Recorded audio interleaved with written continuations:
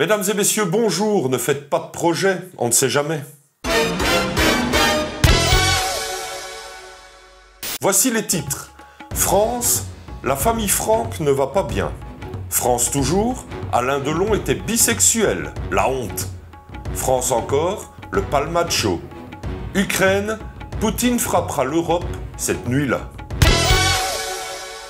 Manu Franck, un père de famille lambda, regarde la télévision. Dans le Poste, Laurent Wauquiez, un député qui voudrait se faire plus gros que le bœuf, annonce le 11 novembre dernier une revalorisation des retraites. Hélas, pense Manu Franck, il me reste 20 ans à tirer et une famille de merde. Chez les Franck, l'équilibre familial est un concept théorique et relevant d'un passé lointain, un truc qu'on brandit dans les grandes réunions, mais qu'on n'a jamais vu en vrai. Et certainement pas quand la porte se referme sur la famille seule. Les Franck sont endettés, alors que c'est l'automne. Merci Obiane. Manu, le père, règne sur le foyer d'une main molle, un œil sur les dossiers, l'autre sur l'ardoise des emprunts. Son truc à lui, surtout depuis que ses enfants lui ont dit lors d'une dispute qu'il préférait carrément changer de père, c'est de sortir, voir les copains, se donner encore un peu l'impression qu'il existe. Michel, sa femme, tient désormais le portefeuille familial, surtout depuis que Manu déprime Dru. L'aîné, Jean Epad, a tout juste 18 ans. Il est celui qui est le plus assisté dans la famille. Il ne pense qu'au loisir, à se reposer de son enfance difficile. Certes, il est l'avenir radieux de la maison, mais en attendant, il tape dans la caisse. C'est en tout cas ce que ses parents disent de lui. Ils ne se souviennent pas de leur fierté quand Jean Epad était encore un enfant dynamique, plein de projets, donc ils donnent, mais ça les emmerde. Ce n'est plus de l'argent de poche, pense-t-il, c'est carrément une subvention que Jean Epad réclame comme un droit inaliénable, une obligation parentale, sinon ils se cassent définitivement, et ce sera de leur faute. Bon d'accord, ont-ils accepté dernièrement. On va te donner un peu plus de moula. Mais c'est la dernière fois, hein. Fais pas marquer Banque Centrale Européenne ici, hein. Cause toujours, a-t-il pensé. À côté, Marie Courage et Kevin Salaire, les jumeaux de 15 ans, arrondissent un peu les fins de mois familiaux en gardant les mômes des voisins ou lavant des bagnoles. Ils gardent la moitié de ce qu'ils gagnent et donnent l'autre moitié à Michel, qui aimerait pourtant que ces deux mioches travaillent un peu plus et gardent moins, histoire d'équilibrer les comptes. Puis il y a Lucas Social, encore au primaire, un gosse modèle, mais qui coûte un bras. Entre ses cours particuliers et ses activités extrascolaires, il siphonne les ressources avec la promesse qu'un jour, ça rapportera, même s'il menace déjà tout le monde de partir vivre au Canada ou en Chine quand il sera grand, parce que franchement, le quartier, ça craint. Il incarne l'absolu, adorable, insatiable et inutile. Rien ne lui suffit, il lui faut des jouets, de l'attention et bien sûr du goûter bio et local, avec des pesticides bien de chez nous. La famille Müller est la voisine des Franck, avec son jardin impeccable et ses voitures électriques qui claquent la bise en jetant des regards condescendants, alors que tout le monde sait que la mère a perdu son emploi récemment. Les Smith sont les autres voisins. Ils font des barbecues, même la fumée sans le succès. Michel et Manu regardent leur gosse avec tristesse, ces quatre abrutis qui disent que plus tard, ils ouvriront une start-up dans l'intelligence artificielle ou qu'ils trouveront la bonne idée qui fera la richesse de toute la famille. Mais tout le monde sait qu'avec ce qu'ils apprennent à l'école, ils seront juste bons à ouvrir un magasin de brosse à dents en bois ou une manufacture de slip avec un petit drapeau français. En attendant, les jours passent, la boîte aux lettres déborde de factures, le frigo se remplit de rêves congelés et quand ils ne sont pas contents, les enfants cassent quelques trucs comme le vase du salon, histoire que leurs parents cèdent au chantage et leur donnent encore plus. L'affection, rien à battre, ils veulent de l'iPhone et de la console de jeu. Chez les Franck, on n'a pas de pétrole et on n'a pas d'idée. On ne sait même plus comment faire pour prendre un repas ensemble autour d'une table. Il s'en passe des choses dans ma chienne de vie, les voici. Les 30 novembre et 1er décembre prochains, je serai à la Camoplée de Dijon, c'est-à-dire que je serai là, assis sur une chaise, que j'aurai choisie avec soin, laissant les tape-cul à Sébastien de Vous avez le gauche, à PH de Point Triple Buse et à Nico d'Astronico. J'ai rien trouvé de drôle à dire sur son nom. Afin de discuter avec vous, vous rencontrer, vous vendre de force mon almanach à Lagon 2025, sous peine de moutarde. Alors viendez tous, comme on dit, pour retourner Becherel dans sa tombe. On pourra causer littérature, projets en cours, anecdotes de derrière les vidéos. Les curieux comme les bavards y trouveront leur compte. Si vous avez des questions brûlantes, par exemple sur la taille du cerveau de PH ou simplement envie de partager un moment autour de notre passion commune, le sexe débridé, ce sera le moment idéal. Ensuite, je vais avoir besoin de vous. Je vous explique. Pour une petite fantaisie communautaire, j'aimerais que ceux qui possèdent mon almanach à Lagon 2025 se prennent en photo le tenant devant leur visage, mais aussi sans l'almanach, dans la même position, comme ceci et comme ceci.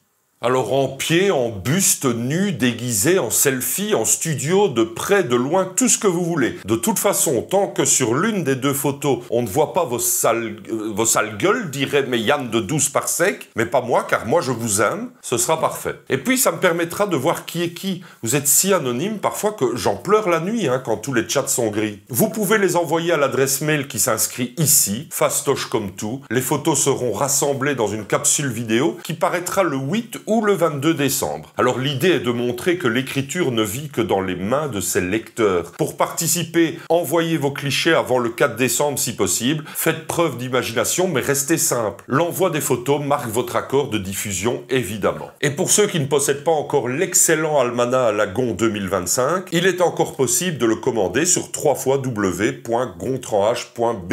Ne tardez pas. Puis, le 9 décembre, je serai l'invité, au même titre que Monsieur Sam et Vincent Flibustier, des jeux de 21h de notre ami masqué Defecator. Alors venez me voir gagner, mais on me dit que non. Puis, le 29 décembre marquera un rendez-vous à ne pas manquer. Un live dédié à Claude Alexis et à son avant-dernier livre de prédiction. Que va-t-il se passer en 2024 ? Cette soirée promet un moment mémorable où nous décortiquerons ses visions futuristes, aussi fiables qu'un horoscope et d'ailleurs c'en est un. Ce sera aussi l'occasion de s'amuser ensemble dans la bonne humeur alors que les festivités de Noël auront peut-être laissé des traces. Les détails du live sont annoncés dans mon prochain journal. Vous avez tout noté ? Parfait. Poursuivons. Bernard Violet, journaliste ayant manifestement fait ses classes à Rumeur Soir, vient de publier un pavé de 680 pages sobrement intitulé « Les derniers mystères de Long ». Un ouvrage fascinant, j'en suis certain, mais je ne l'ai pas lu, parce que je préfère encore jeter mon argent par les fenêtres. Un ouvrage fascinant donc, à peu près autant qu'un tunnel de publicité sur TF1, chaîne où Bernard Violet a exercé le doux métier de journaliste, ce qui, avouons-le, confine à l'oxymore. Dans ce livre, devant nos mous étonnés, on apprend qu'Alain Delon aurait été bisexuel durant 30 ans. Alors déjà, comment peut-on être bisexuel durant 30 ans? Ça fait peur, nom d'une pipe. Un jour quoi? Ça commence, on se sent différent, on ne surveille plus ses arrières, c'est ça? On double ses possibilités, on était déjà à voile et nous voici à vapeur? Et puis donc, a priori, ça s'arrête un jour et on serre de nouveau les fesses? C'est incroyable ce que Bernard Violet peut nous apprendre en matière de sexualité. Mais Alain Delon, ce parangon de la virilité incandescente, ce temple de la masculinité flamboyante, bisexuel, eh bien ça c'est un scoop, un véritable, de ceux qu'on savoure à la petite cuillère avec une moue goguenarde. Et pourtant, la vraie question est ailleurs, et la voici. Sérieusement, qu'est-ce qu'on en a à foutre? Moi je l'aime Alain Delon, et cette nouvelle ne change rien. Merde, je deviens bisexuel pour 30 ans, moi. Aujourd'hui, une fois n'est pas coutume, dans votre petite vie étriquée, vous aurez envie de liberté. Au supermarché, vous serez facétieux en déplaçant un paquet de pommes bio dans le rayon du pas bio, puis en riant sous cap et en faisant un clin d'œil à un ou une autre cliente qui ne comprendra pas l'effet comique du truc et pour tout dire, ça nous échappe un peu aussi. Plus tard, dans la voiture, vous chanterez à tue-tête un tube de Céline Dion en pensant que vous auriez pu faire une belle carrière dans la chanson. Si seulement vos parents ne vous avaient pas poussé à faire des études de comptabilité. Les démangeaisons que vous ressentez depuis des mois vont d'ailleurs se mettre légèrement en veilleuse du fait de vos facéties. Heureusement pour la société, dès demain, tout rentrera dans l'ordre et vous reprendrez votre train-train en tirant la gueule et en ne chantant plus du tout et en vous grattant. En amour, votre soif de liberté ne sera pas bien vue par votre moitié, surtout au lit, où il convient de faire l'amour dans le noir et les yeux fermés, comme Dieu nous l'a prescrit. Le 20 novembre dernier, Pierre Palmade s'est retrouvé devant le tribunal correctionnel de Melun pour l'accident qu'il a provoqué 1 an et demi plus tôt, causant d'énormes malheurs chez plusieurs personnes. Il a écopé de 5 ans de prison, dont 2 fermes et 3 mous. Je ne voudrais pas la ramener, mais j'avais fait une excellente vidéo à l'époque pour dire qu'on arrêta de se faire plus juge que le pape. Si le cœur vous en dit, le lien de la dite vidéo est en description. Mais vous y foncerez après. En attendant, continuons. Monsieur Kevin D de Limoges m'écrit pour connaître la meilleure façon de séduire une femme, voire plusieurs. Il oublie par ailleurs qu'on ne séduit plus les femmes, que c'est uniquement elles qui acceptent de la part d'un beau mec seulement qu'elles puissent être éventuellement séduites au moment où elles le décident et pas trop, sinon c'est lourd. Kevin D ajoute même à sa missive un petit smiley clin d'œil, ce qui est vraisemblablement sexiste. Alors cher Kevin, permettez-moi de commencer par la seule chose honnête dans cette réponse, je suis célibataire, et depuis un bon bout de temps. Et vous savez quoi? Allons-y quand même, car à défaut d'avoir du succès, j'ai la théorie. D'abord, oubliez tous ces conseils du type sois vous-même. C'est nul et en plus c'est pas français. Si être soi-même fonctionnait, je ne serais pas là, derrière votre écran, à écrire cette réponse, mais en train de siroter des mojitos sur une plage avec Gisèle Bündchen, ou Kate Moss qui est éternelle. Non Kevin, la clé c'est justement d'être quelqu'un d'autre, de préférence quelqu'un de mieux, évidemment. Mais vous allez me dire, mais qui? Brad Pitt? George Clooney? Eh bien non, trop évident. Soyez quelqu'un de mystérieux, de complexe. Dites des phrases énigmatiques comme parfois, il suffit de se perdre pour comprendre où l'on va vraiment. Ou alors, il y a des choses que je ne peux dire qu'à ceux qui savent écouter le silence. Les femmes adorent ça. Elles pensent que ça cache quelque chose de profond alors que vous êtes technicien en téléphonie. Ensuite, il y a évidemment le grand classique « fais-la rire », relié à l'adage « femme qui rit est à moitié dans ton lit ».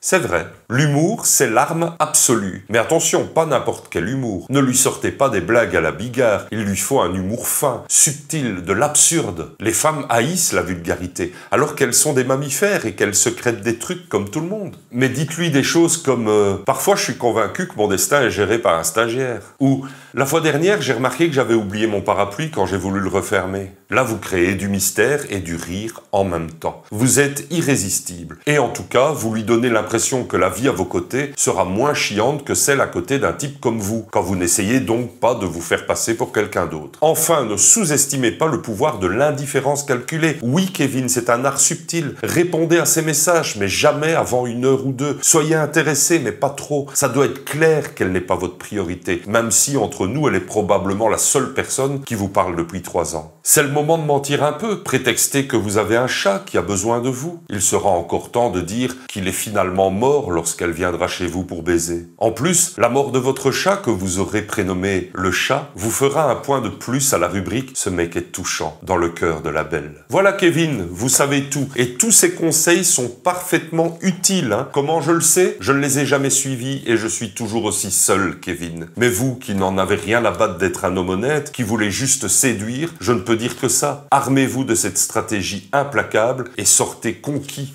voire conquérant. La nouvelle mi-glaçante, mi-bandante du 18 novembre dernier, qui prouve une fois de plus que Dieu est amour, dans le Val d'Oise, ce sont les États-Unis qui ont décidé, dans un geste fort et pourtant gériatrique, d'autoriser l'Ukraine à utiliser leurs missiles longue portée pour frapper directement la Russie au cœur, au bide et au cul, transformant ainsi le conflit de connards en un plat nettement plus équilibré. Pour les Russes, certes, ce n'est pas très chrétien, et même pas des Alpes. En gros, Zelensky a 2 mois d'ici à ce que Trump devienne président pour de vrai, pour se réjouir de ces cadeaux militaires complètement à l'ouest, pour tenir des réunions où l'on discute des endroits stratégiques où l'on pourrait faire un strike et montrer qui c'est le plus fort, Imya Boga, afin d'arriver la tête haute aux négociations qui, de l'avis du chef ukrainien, ne manqueront pas de venir quand Poutine criera grâce. Mais pour nous, les Européens, c'est légèrement différent. Certes, on est en droit de se réjouir. Poutine est un dictateur, un assassin, un menteur. Je suis sûr qu'il triche au Uno et que c'est un boomer, qu'il mange de la viande. Et je passe des défauts encore plus terribles, comme d'être copain avec tout ce que le monde compte de dirigeants nord-coréens. Certes. Et puis l'idée avec l'histoire des missiles, c'est de rendre la monnaie de sa pièce à ce Poutine qui bombarde depuis presque 3 ans, et même 11 si on n'a toujours pas avalé l'histoire de la Crimée, tout ce qui ressemble de près ou de loin à une infrastructure méchamment ukrainienne. Mais de notre côté de l'histoire, trop occupé à sucer les agriculteurs qui déversent leur trop-plein de lisier sur quelques bâtiments officiels, trop pris par le surendettement systémique de la communauté européenne, trop encore à compter sur les States afin de les protéger, nos chancelleries jouent à qui sera le plus diplomate ou au contraire le plus Olaf Scholz. La tension monte depuis cette annonce de permettre aux Ukrainiens de frapper la Russie en profondeur. Les climatisations d'apparat ne suffisent plus à rafraîchir les dirigeants qui oscillent entre déclarations prudentes, effets de manche optimistes et sans doute nuit blanche à scruter les plans d'évacuation. Mais pour aller où de toute façon? Aux USA, Trump ne voudra jamais. Pendant ce temps, au Kremlin, Kremlin, enfin j'imagine, un certain Vladimir, et je ne sais même pas pourquoi je l'appelle comme ça, commence aussi à se demander si son bunker est aux normes. Il rédige déjà des communiqués enflammés de patriotisme et de démonstration de gros bras, dénonçant la provocation insupportable de l'Occident, la déclaration de guerre de l'OTAN nazie, et Poutine est contre l'OTAN nazie, et la politique expansionniste d'un vieillard sénile et amerloc pour qui tu peux plus envahir un pays voisin, tout de suite t'es plus digne de participer aux Jeux Olympiques ni au G20. Tout cela ressemble de plus en plus à un Jenga géant où chaque pièce qui tombe nous rapproche du grand final explosif. Bon, je reconnais, je manque de vitamine D et je vois tout en noir. N'empêche, entre les Ukrainiens galvanisés, les Russes paranoïaques et les Européens pris au piège d'une escalade de dingue, il devient difficile de croire que nous sommes encore dans une période de paix durable, telle que vantée par nos grands-parents à la sortie de la dernière guerre mondiale. Parce qu'on croit que c'est du lisier, mais non, c'est bien l'odeur de la poudre qui commence à imprégner l'air. Et devant nos bras ballants de fatalisme, on se prend à espérer que Poutine lancera son attaque nucléaire contre l'Europe de nuit, histoire qu'on n'ait pas le temps d'inquiéter nos enfants.